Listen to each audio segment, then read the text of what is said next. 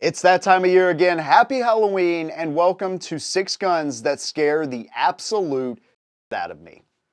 Now there's 3 guns here I'm going to tell you about that are so good, they would scare the man himself. Michael Myers just straight into submission.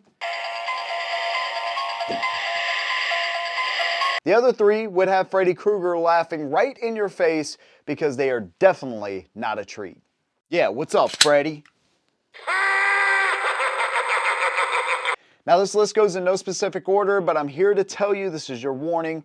This is my opinion, but I have a feeling that some of y'all are not gonna like maybe 1 or 2 of the guns that I put on this list. This one is the P320 Specter comp. Review coming very soon, maybe even later this week.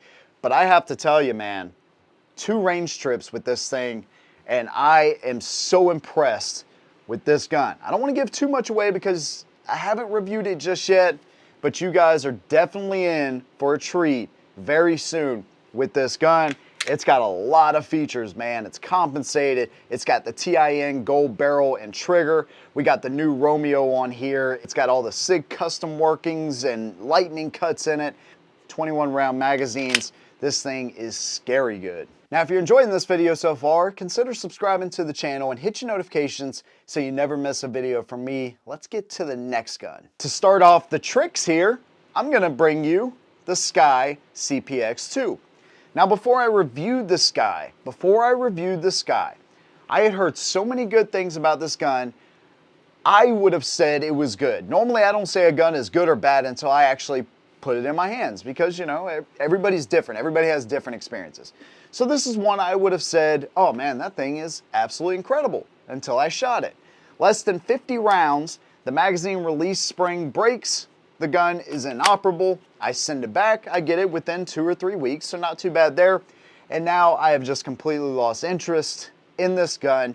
It scares me to know that people buy this thing, maybe don't shoot it, and carry it thinking that they have a gun that they could trust their life to. Now, that's not to condemn Sky and everything they do. Maybe I just got a bad one out of the bunch, but man, this definitely leaves a sour taste in my mouth knowing that this thing broke within 50 rounds. If you thought an M&P was gonna make the list, you are correct. The M&P 9 M2.0 Performance Center. Now, this one's a little bit older. I've had it for a while. I still haven't put a red dot on this thing because with the suppressor height sights, dude, this is a tack driver.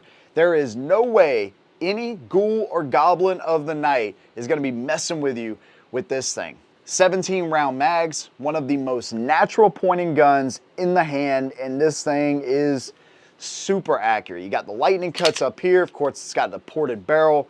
Even the old school M2.0 trigger that was tuned by the guys at Performance Center, this thing is more than a treat at the range, dude. I absolutely love this gun. And if you want something to protect you from Michael Myers, Freddy Krueger, even Jason Voorhees, although he's still locked away in court or something, this is the gun that I want to have for sure. The M&P 9 Performance Center M2.0 full size. Man, this thing is absolutely incredible. If I was in a situation where I had to defend myself against zombies and I was forced to use this gun, I would probably just throw it at them and hope to find something else. This is the Diamondback AM2. I'm not here to condemn Diamondback. They make some pretty good guns actually, and some that I've enjoyed, the 5.7 being one of them, but this gun is one of 2 that I've ever thrown in my life. Miss Headshot herself had to go retrieve it because I was bound and determined to just leave the gun, leave the gun where it laid in the woods, didn't care. I absolutely hate this thing. And what I hate most about it is I feel so inconsistent with this gun.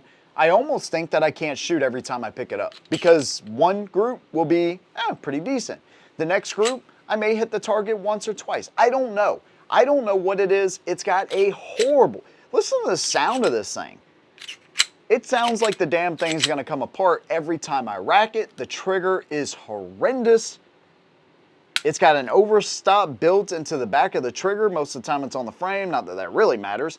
The magazine release is so low to the frame, it's kind of hard to engage. I hate everything about it. I would not recommend it ever. If they do an update on this gun and they make it better, I'm more than happy to revisit it, but as of right now, the only reason I keep this gun around is for videos like this. Seriously, there's no way, not a chance, I was doing a video like this and not bringing in my favorite rifle of all time. Yeah, this is the Scar 17. My goodness. Now, it doesn't come without its issues. I've, of course, reviewed this gun in the past, but man, this is such an awesome rifle. 308. You got the side charging handle. It comes with 120 round magazine. You got the ambi controls, super comfortable, adjustable cheek rest, and you got the UGG boot stock, right? So kind of ugly there, but all in all, man, this is an incredible rifle. I love taking this thing to the range, hitting at 300, 400, 500 yards, even 600 yards. This thing is absolutely incredible. And this is kind of the gun that I started long range shooting on. I still have a lot to learn, which is why you don't see nearly as many rifles right now as you will in the future. Once I really learn how to shoot long range and what I'm doing. But there's a whole section of long range shooting that I have no interest in. What I really have interest in is pulling the trigger and hitting steel 300, 400, 500, 600 yards and beyond eventually.